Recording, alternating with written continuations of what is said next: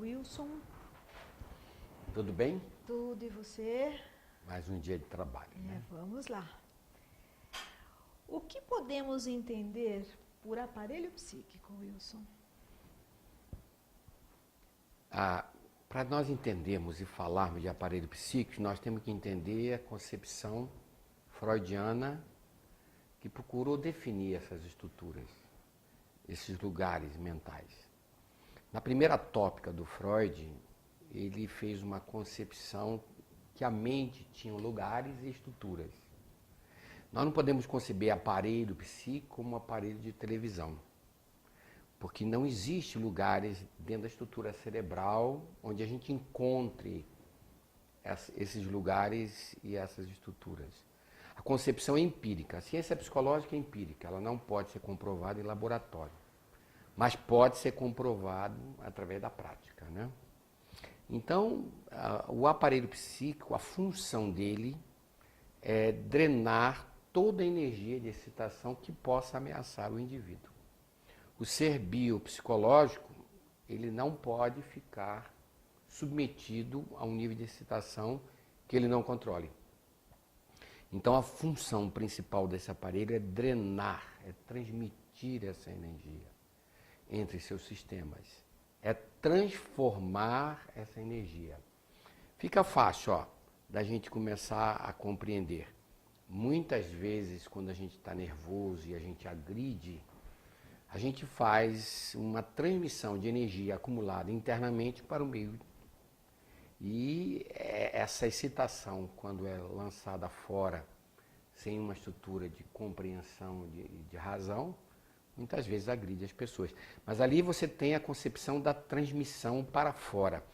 Mas existe também a transmissão da energia dentro dos próprios sistemas. A topografia mental, ela pode ser considerada pela organização que o Freud estabeleceu entre inconsciente, pré-consciente e consciente. Nós vamos ter que falar sobre cada estruturazinha dessa. Mas eu posso dizer que o inconsciente é uma estrutura onde guardamos coisas que não lembramos mais, onde ficam arquivados numa região escura, coisas que nós não estamos lembrando. Já o pré-consciente, ele é o arquivo morto de tudo que nós aprendemos. Tudo está lá. E no campo consciente, que é o campo periférico, é o campo que nós estamos usando a visão, a audição, o tato, o olfato e o paladar. Quando nós procuramos lembrar o nome, por exemplo, da nossa mãe, esse arquivo está na estrutura pré-consciente. Naquele momento, antes de alguém me perguntar, eu não estava lembrando o nome da minha mãe. Mas quando alguém me perguntou, ali eu descobri, e ali eu falei, o nome da minha mãe é Amélia.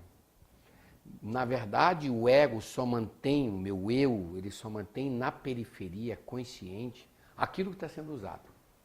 Então, aquilo que eu estou usando, por exemplo, estou operando um computador, estou dirigindo um carro, aquelas informações estão à disposição na minha estrutura consciente. Parei de usar, eu arquivo imediatamente na estrutura pré-consciente. Agora, aquilo que eu não lembro está, de certa forma, inconsciente. Mas aquilo que eu posso lembrar está, de certa forma, consciente. Então, o pré-consciente é uma região simultânea do inconsciente, porque o que está lá eu não lembro. Ou não estou lembrando naquele momento, mas posso lembrar. Então, o pré-consciente é uma região cinza, nem escura, nem clara. É o arquivo de tudo que nós aprendemos. O aparelho psíquico tem essa função, transmitir essa energia de uma região mais escura, mais profunda, para a região clara, para que os problemas sejam resolvidos pelo eu, pelo ego. Tudo tem que ser resolvido no campo do nosso ego. Mas, por exemplo, os nossos desejos vêm das regiões mais profundas. Então há uma transmissão de um desejo que vai chegar até a borda do ego, passando pelo pré-consciente até chegar ao campo consciente. Chegou ao campo consciente, ele vira atitude. Você quer namorar comigo?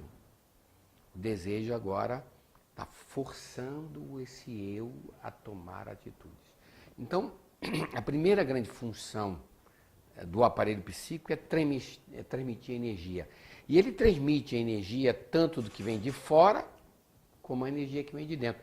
Você vê alguma coisa agradável, aquela energia entra dentro da tua estrutura consciente, passa pelo pré-consciente, vai lá ao nível inconsciente e mobiliza certas lembranças que você não estava mais recordando.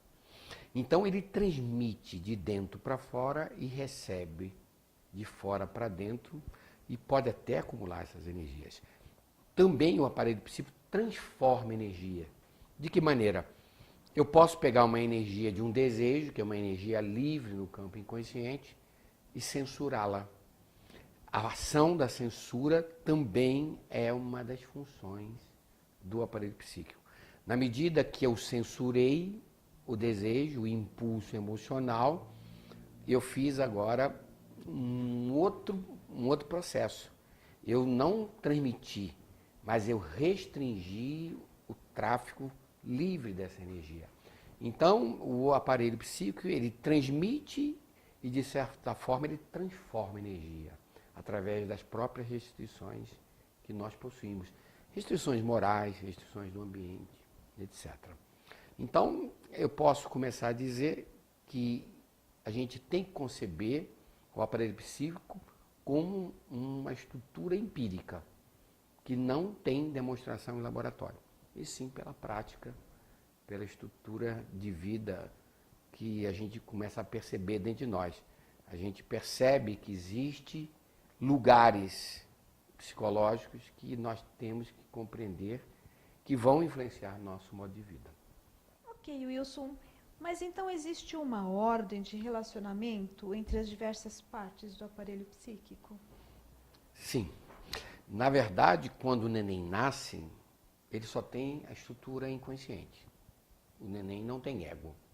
Então ele vive uma escuridão. Ele não tem ainda a compreensão do mundo externo.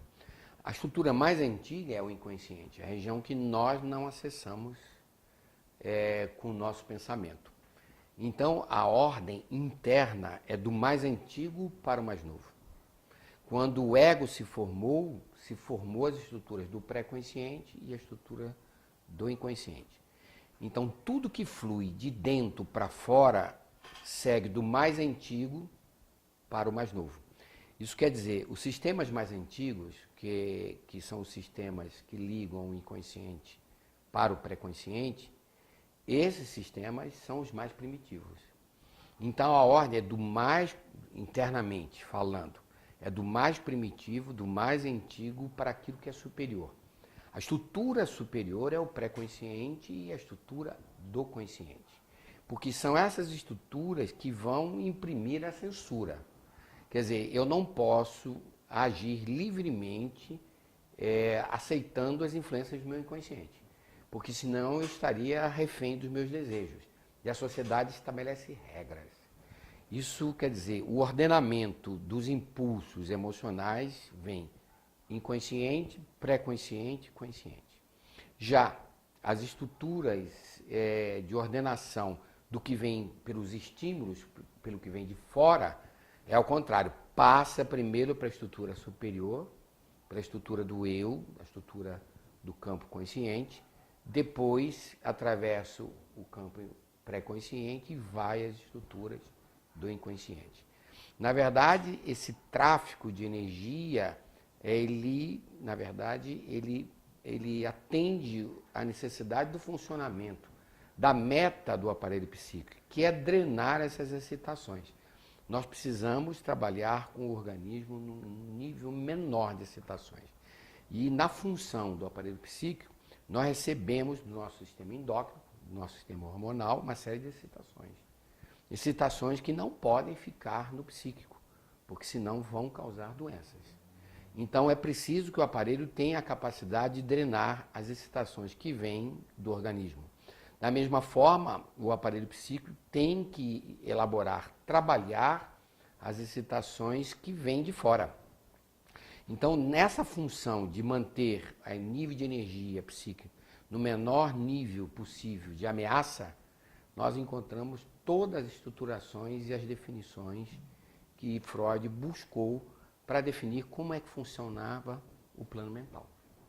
A diferenciação do aparelho psíquico em lugares e estruturas ajuda a conceber as transformações da energia do estado livre do inconsciente, energia sem nenhuma censura, para o estado ligado do consciente, energia restringida ligada pela censura interna.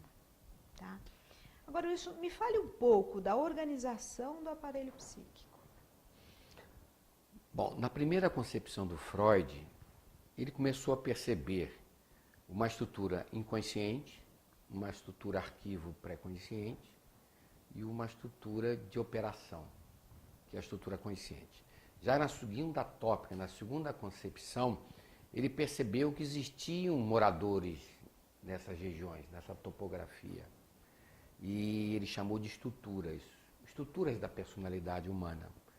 A primeira estrutura que ele começou a conceber definiu a própria razão de ser do nosso eu, nosso ego. O ego, ele mora basicamente na estrutura consciente, mas ele transita pela estrutura pré-consciente porque ele lembra de coisas arquivadas. Ele transita também na estrutura inconsciente porque ele sonha. Então ele também, de certa forma, tem acesso àquilo que está gravado como material na estrutura do inconsciente. Ele concebeu uma estrutura do id, que depois nós vamos falar com mais detalhes, que é a fonte dos nossos impulsos emocionais, impulsos que nos fazem agir. Quando nós estamos desequilibrados por algum motivo, é como se a gente escutasse uma voz dentro de nós. Compra, xinga, agride, come. Essa sede desses impulsos emocionais, depois em detalhes nós vamos ter que analisá-lo, o id é a fonte de todas as estruturas que nos fazem agir, de certa forma. É um segundo polo da nossa personalidade, porque influencia a nossa vida consciente. E a terceira, ele chamou de superego, que é um grande sensor. É o sensor que nos alerta, é o sensor que nos acusa, é o sensor que produz as nossas distonias emocionais. Muitas vezes ficamos chateados sem saber porquê, ficamos tristes e não sabemos porquê, temos uma insônia e não sabemos porquê, porque ali tem a função de um sensor. A culpa é o principal resultado da ação desse sensor sobre o próprio ego. Então, na segunda concepção estrutural, nós temos ego, id e superego. Agora, Freud também concebeu o aparelho psíquico como um trânsito de energia. Então, ele foi tirar lá da área econômica, financeira, uma concepção muito interessante. Dentro da economia, eu faço depósitos, eu faço retiradas, eu faço investimentos, eu faço desinvestimento quando eu retiro alguma coisa que foi aplicada, por exemplo, na Bolsa de Valores. Então, ele faz uma concepção da mente como um sistema econômico. Econômico não entendendo o financeiro, e sim como um trânsito de energias. Energias que eu posso, energias de excitação que eu posso retirar, desinvestir, e energias que eu posso depositar, investir em certos sistemas. Então, essa concepção de depositar e de retirar fez Freud definir a mente também como um sistema econômico. Econômico no qual eu posso retirar e colocar excitações. E tem uma última concepção muito interessante. A mente é altamente dinâmica. Não vamos entender dinâmico pelo que a língua portuguesa estabelece. A pessoa é uma pessoa dinâmica, uma pessoa de iniciativa. Não. A concepção dinâmica é completamente diferente. A mente é dinâmica porque ela é conflitiva. O que é prazer para um sistema é conflitivo para o outro sistema. Então, a concepção dinâmica, toda vez que a gente pegar um livro e dizer a concepção dinâmica da mente é a concepção do conflito. E nós temos um conflito básico, desejos que vem da estrutura mais profunda, mais primitiva, do inconsciente, realidade social que diz que não pode, e a realidade interna que censura, em função do aprendizado moral. Então é muito interessante.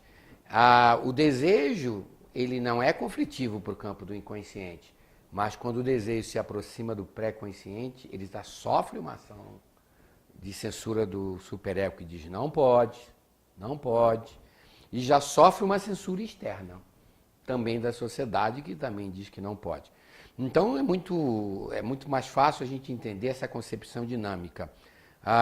Vamos supor que temos uma mulher casada, estamos atendendo no consultório.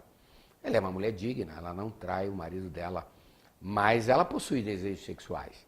Está passando por uma fase difícil do casamento, vê um homem bonito e o impulso que vem da estrutura do id traz uma tendência poligâmica, uma tendência de ter uma relação extraconjugal. Para o campo inconsciente, isso não é conflitivo. Mas quando esse impulso passa pela estrutura do pré-consciente, já sofre imediatamente um processo de censura. Como também o ego vai sofrer um alerta dessa estrutura chamada superego. Não faça isso. O livre-arbítrio é decisão do ego. Ele pode até fazer, mas se fizer, poderá também se submeter a uma censura externa. Então nós começamos a perceber que a dinâmica entre os desejos e a realidade é muito complicada, porque eu tenho uma censura interna, tenho um desejo que me impulsiona e tenho uma realidade social, uma realidade externa que é altamente coercitiva, que estabelece limites às minhas atitudes. Essa concepção é a chamada concepção dinâmica da mente. Então, quando estudarmos a concepção dinâmica, o termo dinâmico significa conflitivo. Conflito entre os diversos sistemas, entre as diversas estruturas, entre os diversos locais do aparelho psíquico. Wilson, o que significa sistemas e instâncias psíquicas? Esses conceitos são conceitos teóricos da teoria freudiana. Se nós concebermos o funcionamento da mente e a ligação das partes da topografia mental, e que a mente ela tem uma concepção econômica, ou seja, há tráfico de energia, eu tenho que entender que sistema está intimamente ligado a como essa energia flui por essas partes, por essa topografia mental. Então eu posso dizer que quando a energia está fluindo do inconsciente para o pré, todo o estudo dessa energia nessa transição pode ser chamado de sistema inconsciente, pré-consciente. Toda vez que a energia chegou ao pré-consciente e vai sofrer uma censura, porque nessa região já sofre uma censura, eu posso dizer que o estudo está referente ao sistema pré-consciente, consciente. É fácil. Quando alguém pergunta o nome da minha mãe, Amélia, na verdade houve um trânsito de energia do meu pré-consciente para o meu campo consciente, trazendo essa informação. Ali, então, eu posso dizer que estamos nos referindo ao sistema pré-consciente e consciente. Agora, quando um desejo flui sem que a gente tenha a noção de onde ele está vindo, eu posso já dizer que há a concepção de dois grandes sistemas. A primeira passagem do desejo para o campo pré-consciente referiu-se ao estudo dessa energia transitando pelo sistema inconsciente pré. Quando ele vai sofrer a ligação de uma energia da censura, eu já estou me referindo ao sistema pré-consciente-consciente. Então, nós vamos ter sempre a ligação desse trânsito de energia por esses dois grandes sistemas. É uma concepção apenas teórica, mas se nós não entendermos o que significa, não vamos conseguir decifrar aquilo que Freud está nos mostrando. Já o conceito de instância também uma concepção teórica que ele estabeleceu para poder ter uma referência. A instância jurídica é a responsabilidade de um tribunal para julgar alguma coisa. A gente pode entender instância, talvez Freud tenha tirado isso até dos termos jurídicos, como aquilo que se refere a uma atribuição. Então, o termo instância é muito mais usado para as estruturas da personalidade. Instância do ego, aquilo que se refere às influências que o ego está sofrendo. A instância do id se refere mais às influências que o id está sofrendo e que está produzindo. A instância do superego, já estou falando da atribuição que a censura tem. Agora, também se encontra em diversos autores o conceito de instância ligado à topografia mental. Instância do consciente, instância do inconsciente. Mas então, o aluno, o profissional, quando ler uma obra, ele tem que perceber aquilo que o autor está direcionando.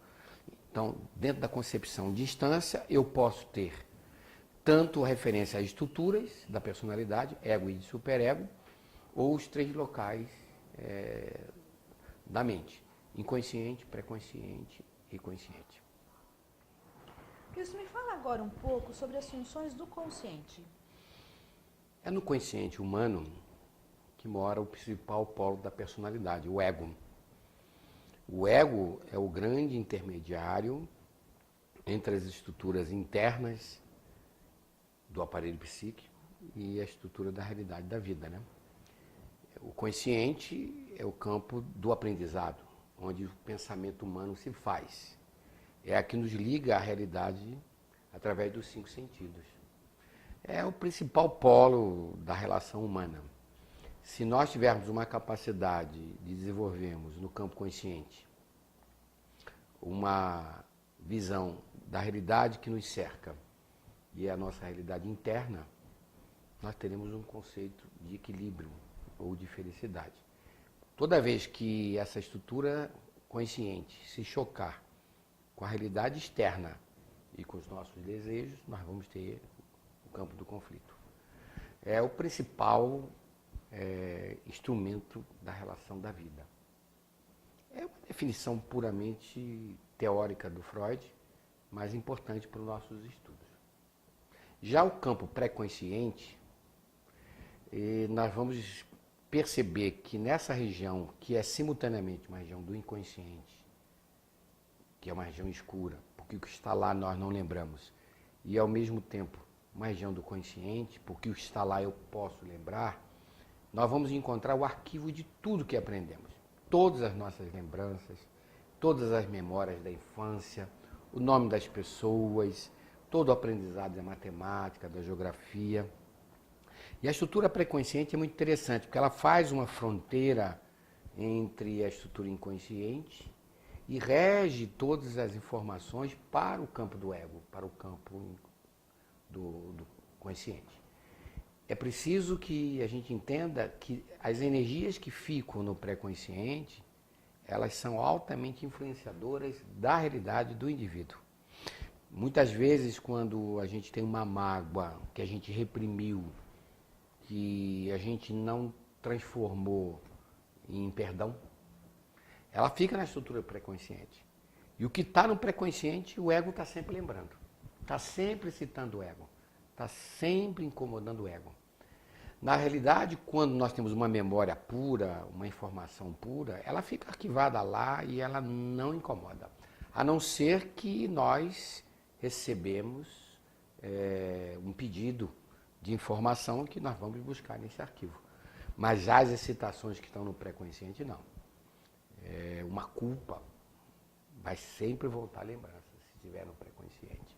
Um desejo vai sempre voltar à lembrança. As nossas fantasias, de toda a ordem, sexuais ou não sexuais, estão sempre situadas nessa estrutura. Por isso que o ego é bombardeado por esse campo de excitações. Essa fronteira entre o inconsciente e o pré-consciente estabelece a primeira grande censura humana.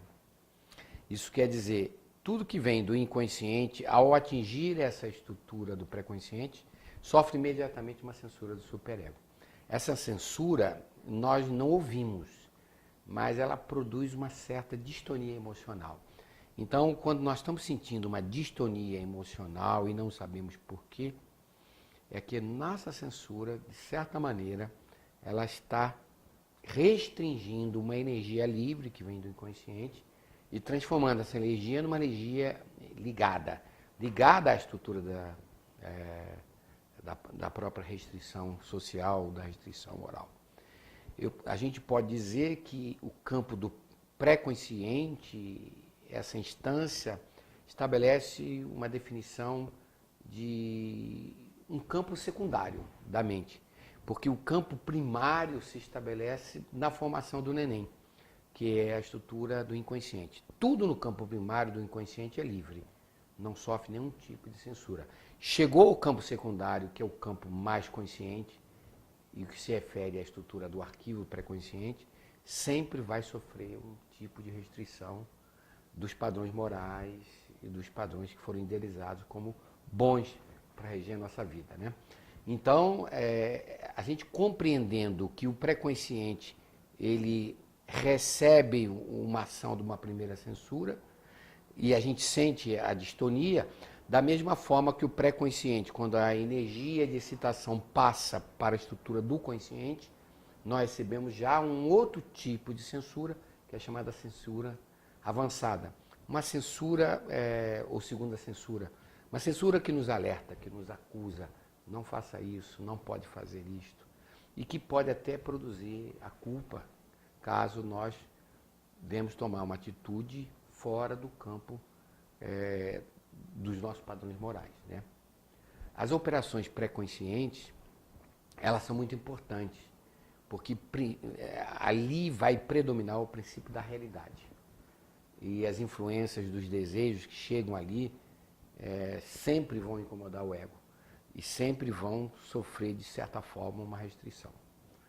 O ego tem que ser protegido. Então, aquilo que vem da estrutura escura para a estrutura clara, para ser resolvido, sempre vai passar dentro desse caminho.